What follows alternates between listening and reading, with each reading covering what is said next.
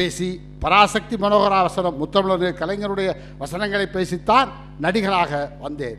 அப்படி பேசுகின்ற பொழுது நான் பள்ளியிலே எஸ்எஸ்ஆருடைய வசனங்களை அந்த பராசக்தியிலே இடமில்லை, உண்மையான ஆகுதிகளுக்கு இடமில்லை, வந்தாரை வாழ வைக்கின்ற கண்ணி தமிழகத்திலே பிறந்தவனுக்கு இடமில்லை, வேடிக்கையாக இருக்கிறது, விளையாட்டாக இருக்கிறது என்று அந்த எஸ்எஸ்ஆருடைய வசனங்களை பேசி நான் நடிகரானவே.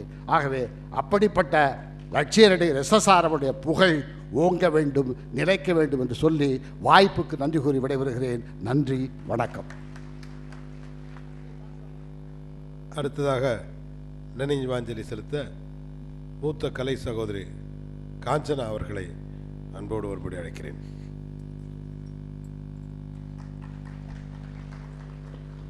வணக்கம் வணக்கம் வணக்கம். தென்னிந்திய நடிகர் சங்கத்தில் முதல் விழாவாக இத்தனை வருஷம் கழிச்சு எங்கேயோ இருந்தனா திடீரென்று இன்னைக்கு எஸ்எஸ்ஆர் அவர்களின் நினைவாஞ்சலிக்கு எனக்கு தெரியாமல், அதாவது இறந்து போனது தெரியும், ஆனால் என்னால் வர முடியாது, முடமாக இருக்கிறதுனால. இந்த டிராஃபிக்கில் எல்லாருக்கும் எப்போவுமே இருக்கிற இந்த பிரச்சனை, ஏதாவது ஒரு இடத்துக்கு போனோன்னு இன்றைக்கி லேஸில் போக மாட்டோம் அப்படின்னு அங்கேயே இருந்தபடியாக மனசில் அவரை சாந்தி அடையட்டும், குடும்பத்தினர் சாந்தி அடையட்டும் அப்படின்னு வணக்கம் அப்படின்னு நினச்சேன்னா, இப்படி முடமாக இருக்கேன், நான் எப்படி போக முடியும்? இந்த ஃபங்க்ஷனுக்கு போய் ஆகணுமே. நடிகர் சங்கத்து ஃபங்க்ஷனுக்கு விழாக்கு எப்போவுமே போகிறதில்ல. எப்போவோ கிரிக்கெட் மேட்சுன்னா ஜாலியாக நல்ல ட்ரெஸ் எல்லாம் அணிஞ்சிக்கிட்டு எல்லாம் போவோம். அது மாதிரி இல்லாமல் இன்றைக்கி எப்படியாவது நான் போய் ஆகணும் திடீர்னு அப்படின்னு கிளம்பி வந்தேன். அதுக்கப்புறமா பேசுகிறேன்.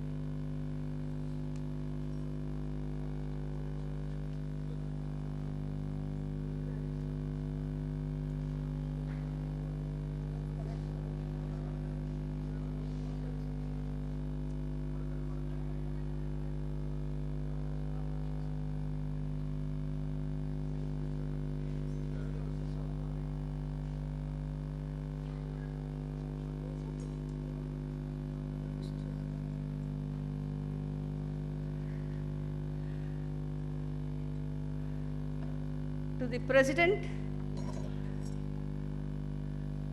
Sharath Kumar avargal, President or Secretary,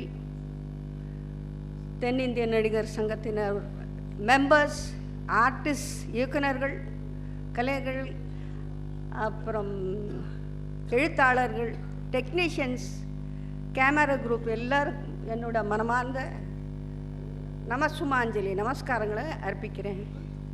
அதாவது இந்த உலகத்தில் யூனிவர்ஸில் எத்தனையோ ஃபேக்கல்ட்டிஸ், காலேஜ், ஸ்கூல் இதெல்லாம் தாண்டி கொஞ்சம் ஸ்பீடாகவே பேசுகிறேன், கொஞ்சம் யோசனை, அதாவது மண்டை கொஞ்சம் தட்டி அதை எழுப்பணும். ஏன்னா என்னோடய ஃபேக்கல்ட்டி ரொம்ப நாளாக 23 வருஷமாக வேறு எங்கேயோ இருந்தேன்.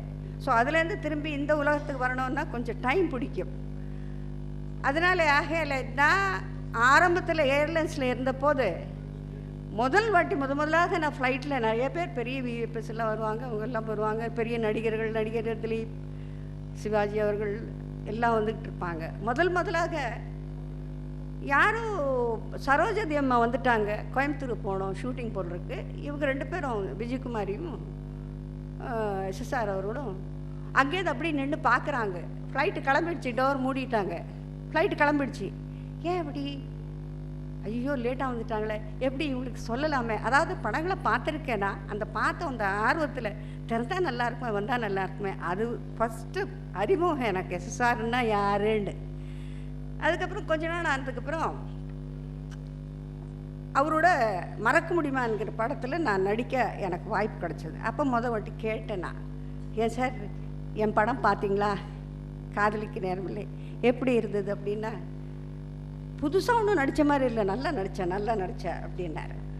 எதுக்கு சொல்ல வரேன்னா, அவர் பேசும்போது ஒரு குழி விழும், ஒரு அழகன், ஒரு கலை, அதை அப்சர்வ் பண்ணிக்கிட்டே இருப்பேன். அப்புறம் இவர் பேசும்போது அது அப்படியே பேசிகிட்டு இருப்பேன். சிவாஜி, நடிகர் திலகம், புரட்சி தலைவர், I call him the Roman king. ஏன்னா அவர் ராபின்ஹுட் மாதிரி அந்த ரோமன் அவுட்லுக் இருக்கு. So I call Sivaji Ganesan அவர் நடிகர் திலகம் அவர்களை ஐ கால் ஹிம் அலெக்சாண்டர். அதாவது ஷேக்ஸ்பியர் அப்படிங்கிறது நமக்கு இந்த சைடில் ட்ராமாஸ் எல்லாருமே ஸ்கூல் காலேஜஸில் போடுறவங்க நிறைய பேர் இருக்காங்க, பண்ணியிருக்கோம், நானும் ஆக்ட் பண்ணியிருக்கேன்.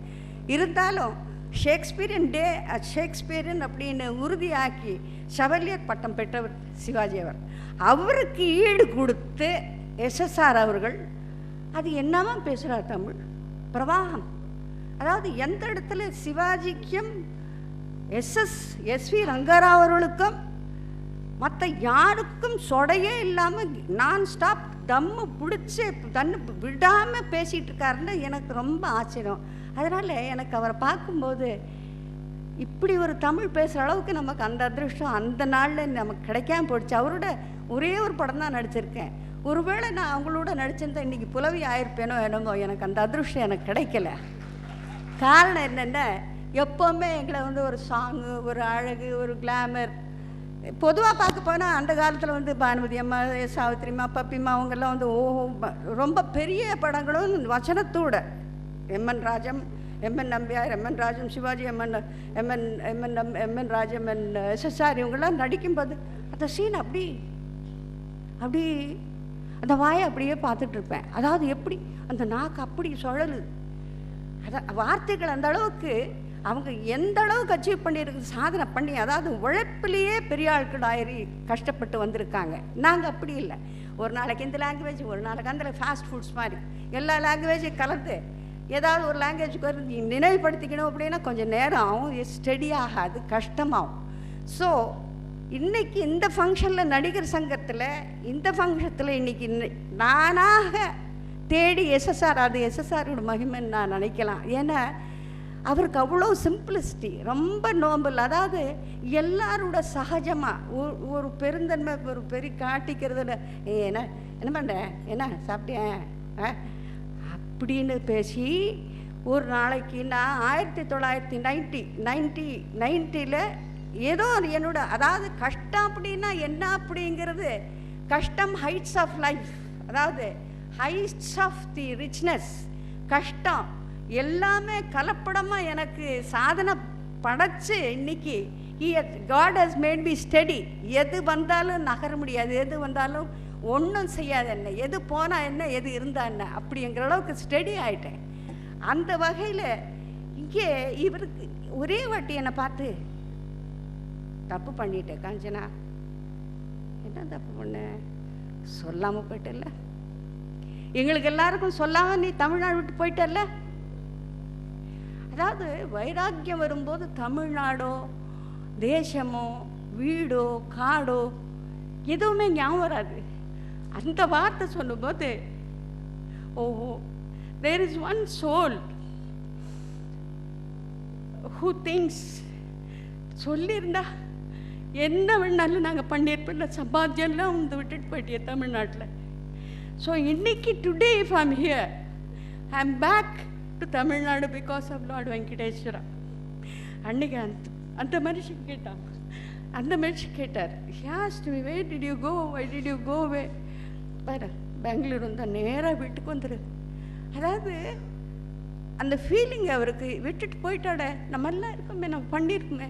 ராதாரவி கேட்டார், நாங்கள் உங்களை பார்க்கணும், எங்கே இருக்கீங்க தெரியாதுன்னு. சரத்குமார் ராதிகா அவங்க எல்லாரும் கேட்டு அனுப்பிச்சாங்க. I said don't bother, I have lost everything, I will pray why I have lost, தர்மோ ரக்ஷிதா அப்படின்னு வெங்கடாச்சலபதி போர்டில் எப்போவுமே தர்மத்தை தர்மம் காக்கும் அப்படிங்கிறது எல்லா படங்களையும் நம்ம கேட்குறது. As for as I am concern, it is true fact. அதாவது கஷ்டம் நத்திங், ஹாப்பினஸ் நத்திங். ஸோ நான் என்ன சொல்கிறேன்னா, கஷ்டப்படும் போது சிரிச்சுக்கிட்டே இருக்கலாம். ஏன்னா மற்றவங்க நம்ம அழ வைக்க வேண்டாம், நம்ம சிரிக்க வைக்கலாம். ஏன் அழ வைக்கணும், சிரிச்சுக்கிட்டே பேசுங்க. You have it here, there somebody who will carry it.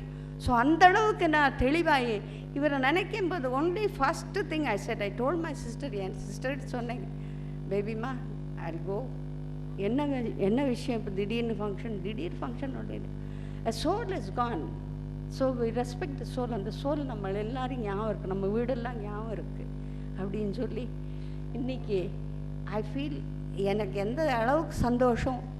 And என்னோட ஓல்டு ஹீரோ, தி ஃபஸ்ட் ஹீரோ Shivakumar.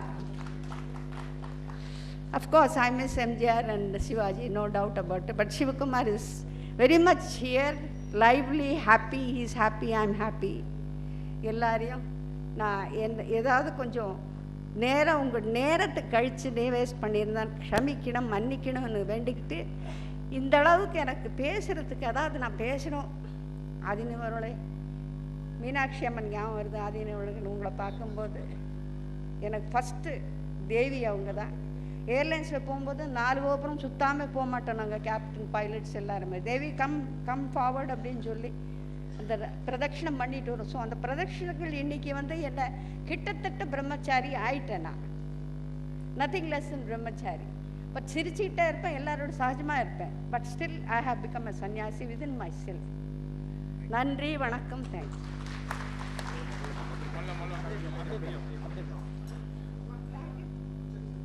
அடுத்ததாக லட்சிய நடிகரின் குருநாதராக விளங்கிய திரு டி.கே. சகோதரருடைய வாரிசு அன்பொண்ணன் கலைவண்ணன் அவர்களை இப்பொழுது அஞ்சலி செலுத்த அழைக்கிறேன். அடுத்ததாக பேசுவதற்கு நினைவாஞ்சலி செலுத்த தென்னிந்திய நடிகர் சங்கத்தினுடைய உபதலைவர் அன்பொண்ணன் திரு ஆர். விஜயகுமார் அவர்களை மேடைக்கு அன்போடு அழைக்கிறேன்.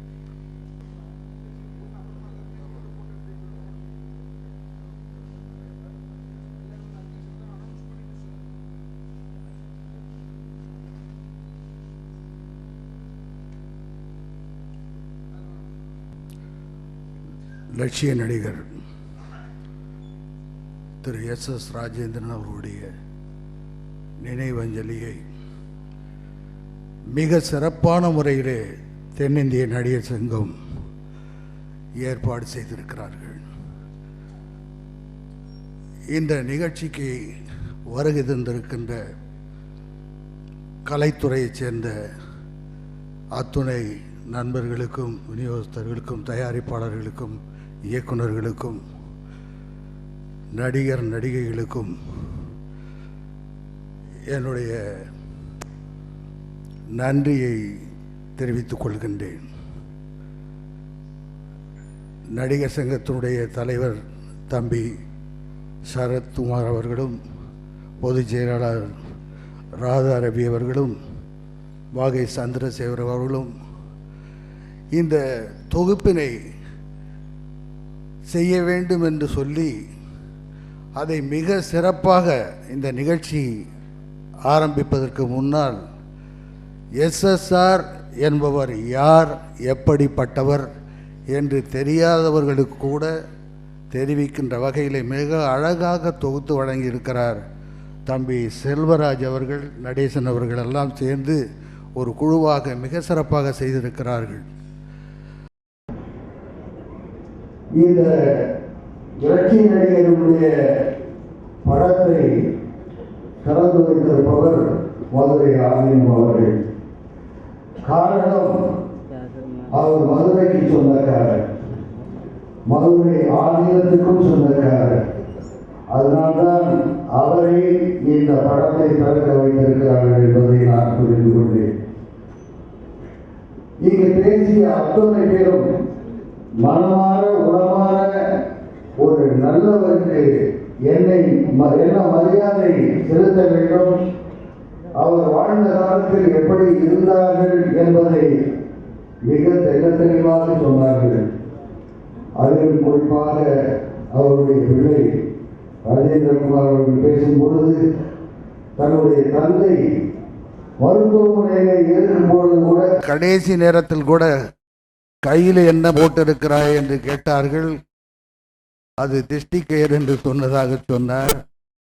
அது கருப்புல தானே போடுவாங்க, நீ என்ன சிகப்பா போட்டிருக்கேன்னு கேட்டார். சொன்னாரா, ஓஹோ திஷ்டியில கூட கருப்பு சிகப்பு இருக்கா அப்படின்னு சொன்னாரு. என்ன கருப்பு சிகப்புக்கு சொந்தக்காரர், அதை வளர்த்தவர் அவர். திராவிட முன்னேற்ற கழகத்தின் வளர்ச்சிக்கு தன்னுடைய உழைப்பால் அவர் எவ்வளவோ செஞ்சிருக்காரு. அது இந்த நாடு அறியும் என்று அரசியல் துறையில் இருப்பவர்கள் அத்தனை பேருக்கும் தெரியும். இங்கு அவருடைய படங்களிலே பார்த்தோம், மும்மூர்த்திகள் என்று சொன்னார்கள். அதாவது சேரன், சோழன், பாண்டியன் என்று. இவர் வெங்கல குரல், இவருக்கு வெங்கல குரல் என்று சொல்லலாம். வெங்கலத்தை தான் தரையில போட்டா கணீர்னு ஒரு சவுண்டு வரும். அதுதான் எஸ்.எஸ். ராஜேந்திரன் அவர்கள். இன்னொருத்தர் காமிச்சாங்க, சிம்மக்குரோலோ நடிகர் திலகம் சிவாஜி அவர்கள். கணீர் கணீர் என்று பேசக்கூடியவர் மக்கள் திலகம் எம்ஜிஆர் அவர்கள். ஆனால் அவர்களுக்கும் இணையாக ஒரு வித்தியாசமான குரலிலே இங்கே காட்சியை பார்த்தோம். ரத்த கண்ணீரிலே நடிகர்கள் எம்.ஆர். ராதா அவர்களை. இப்படிப்பட்ட நல்ல கலைஞர்கள் நம்முடைய தமிழகத்திலே இருந்திருக்கிறார்கள், இன்னும் இருந்து கொண்டிருக்கிறார்கள். அவருடைய குடும்பத்தாருக்கும் பிள்ளைகளுக்கும் பேரன் பேத்திகளுக்கும் அத்தனை பேருக்கும் நான் சொல்லிக் கொள்வது என்னென்றால், ஒருவனுடைய சாவிலே தெரியும் அவனுடைய நல்லவனா கெட்டவனா என்பது என்று சொல்வார்கள். அதை போல ஒரு இறந்து விட்டால் தொலைஞ்சாயாவ அப்படிம்பாங்க. ஒருத்தர் இறந்துட்டா ஐயோ அவர் இறந்து போயிட்டாரா அப்படிம்பாங்க. அவன் வாழ்கின்ற காலத்தில் என்னென்ன செய்கிறானோ அதுதான் பயன், பின் வார்த்தைகள். அப்படி நீங்களெல்லாம் ஒரு நல்ல தந்தையை உங்களை பெற்றிருக்கிறார்கள். பேர பிள்ளைகள் எல்லாம் ஒரு தாத்தாவை பெற்றிருக்கிறார்கள்.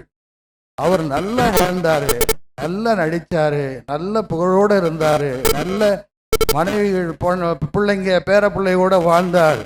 அப்படிப்பட்ட ஒரு நல்லவர்கள் நீங்கள் பரம்பரையிலே வந்தவர்கள் என்று பெருமை கொள்ளுங்கள், வருந்தாதீர்கள். அவர்கள் எதை செய்ய வேண்டுமோ எதை சாதிக்க வேண்டுமோ அதை சாதித்து விட்டு சென்றார்கள். நாமும் அப்படி இருக்க வேண்டும், நாமும் அதையெல்லாம் சாதிக்க வேண்டும் என்ற நோக்கத்தோடு நீங்கள் துணிவாக செயல்படுங்கள். ஆகவே அன்னார் அவருடைய புகழ் நிச்சயமாக இந்த கலைத்துறை உள்ளவரை இருக்கும்.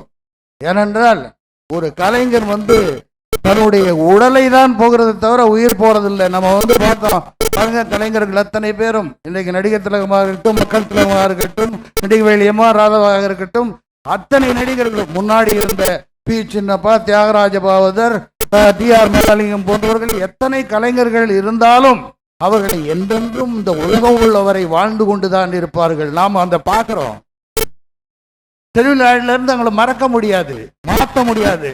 நாமெல்லாம் தெய்வத்தினுடைய அருளால் இந்த கலைத்துறையில இருக்கிறோம் என்ற ஒரு நம்முடைய ஆற்றல் திறமை அத்தனையும் இந்த உலகம் உள்ளவரை மறையாது என்பதற்கு எடுத்துக்காட்டு தான் திரு எஸ்.எஸ்.ஆர். அவர்கள். வாழ்க அவர்களுடைய புகழ், வாழ்க அவர்களுடைய குடும்பத்தார்கள் என்று கூறி விடைபெறுகிறேன். நன்றி, வணக்கம். தயாரிப்பாளர் திரு டி. நினைவாங்க.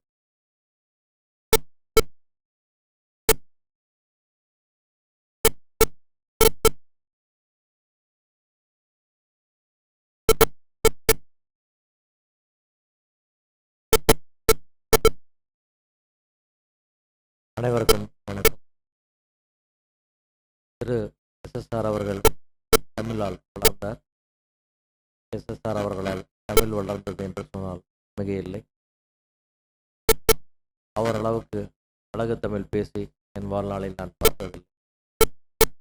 அவருடைய வள்ளல் குணம், அவருடைய எளிமை, அவருடைய நட்பு, அவருடைய பண்புகளை பற்றி ஏராளமான விஷயங்கள் சொல்லி கேட்டு கேள்விப்பட்டிருக்கிறேன். அவருடைய அஞ்சலி கூட்டத்திலே கலந்து கொண்டு அவரை பற்றி ஒரு சில வார்த்தைகள் எனக்கு பேச வாய்ப்பு கிடைத்ததே பெரும் பாக்கியமாக இருக்கிறேன். தமிழ் திரைப்பட தயாரிப்பாளர் சங்கத்தின் சார்பாக எங்களது எதி அஞ்சலியை தெரிவித்துக் கொள்கிறேன். நன்றி. அடுத்ததாக மூத்த சகோதரி திருமதி ஷீலா அவர்களை அஞ்சலி செலுத்த மேடைக்கு அழைக்கிறோம்.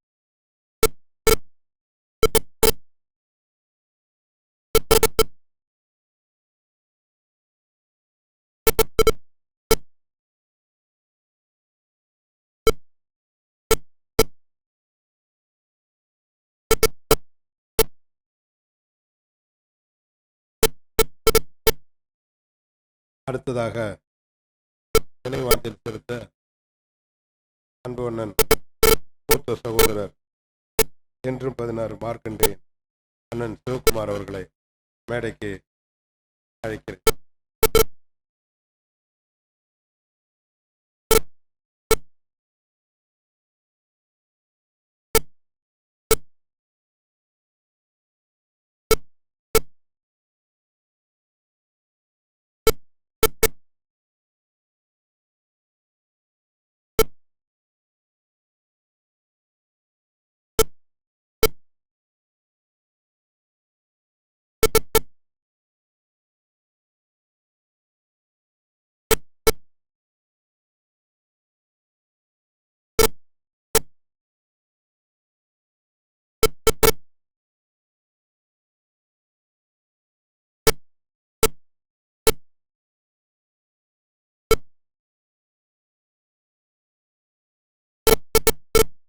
சகோதரர்கள்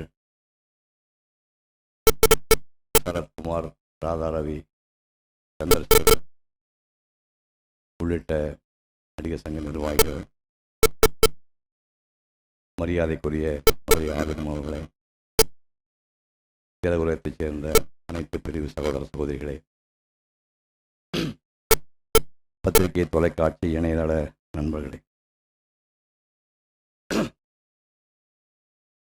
SSR அவர்களுடைய படத்தில் தான் நான் முதலாக திரையுலகிலே அறிமுகமானேன். காக்கும் கரங்கள் என்று இந்த படத்துக்கு பெயர். நானும் ஒரு பெண் வெளியாகி மிகப்பெரிய வெற்றி பெற்ற பிறகு அதே நிறுவனத்தினால் உருவாக்கப்பட்ட படம் காக்கும் கரங்கள். கிளைமாக்ஸ் ஷூட்டிங் நடக்கும்போது எனக்கு காலேஜில் கிளைமாக்ஸ் SSR சொன்னார், படிப்பு ரொம்ப முக்கியம், 6 வருஷம் படிச்சிருக்கேன், கோர்ஸனை முடிச்சுட்டு அப்புறம் சொல்லி கால்சித்திரன்னு சொல்லி எனக்காக தேதியை விட்டு கொடுத்து இது கிளைமாக்ஸ் காட்சியில் அந்த படத்தை ஏற்போம். அதுக்கப்புறம் கண்ணதாசன் அவர்கள் தாயே உனக்காக என்று ஒரு படம் எடுத்தார். இந்த தமிழ்நாட்டில் இருக்கிற எல்லா பெரிய கலைஞர்களும் அதில் கெஸ்ட் ரோல் பண்ணுவாங்க. சிவாஜி, பத்மினி ஆரம்பித்து SSR, விஜயகுமாரி, நாகேஷ், மனோரமா, VKR, முத்துராமன், தேவிகா, மேஜர்னு எல்லோரும் நடிப்பாங்க. அதில் அண்ணன் SSR அவர்கள் அதில் ஒரு கேஷ் பண்ணுவார். குமாரி சச்சு வந்து ஒரு பார் ஃப்ரண்ட்டில் ஒரு என்டர்டெயின் பண்ண வந்திருப்பாங்க. அதில் வந்து ஜின்னுக்கு மேலே ஜின்னுக்கு தான் அப்படின்னு ஒரு பாட்டு ஒன்று வரும். அந்த பாட்டுக்கு வந்து சச்சு ஆடும்போது SSR அவர்கள் கூட ஆடுற மாதிரி காட்சியை வந்து ஜெமினி ஸ்டுடியோவில் ஷூட் பண்ணாங்க. அப்போ தான் அவர் ரொம்ப க்ளோஸாக பார்க்குற பழக்கம் இருந்துச்சு.